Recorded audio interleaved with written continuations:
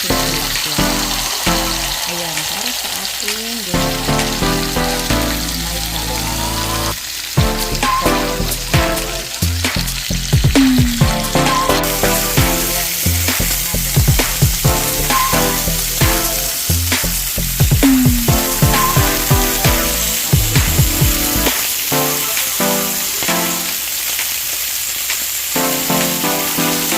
Sa kabilang pot, pinakuluan ko ng aking tapos maglalagay tayo ng ginger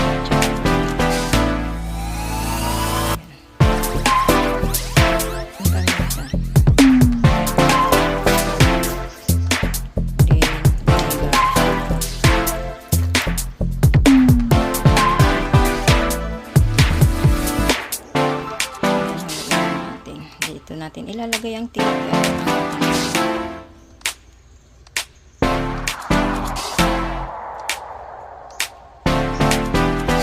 Pagkatapos nilagay na natin ang ating sunod na natin ang tilapia.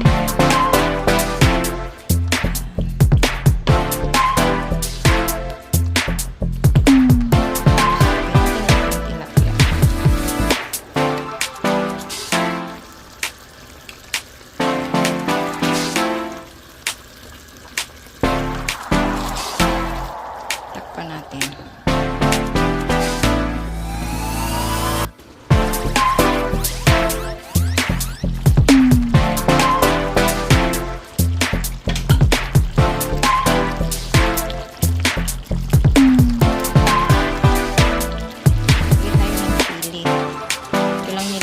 Sili kasi wala kaming sili, kalimutan kong bumili.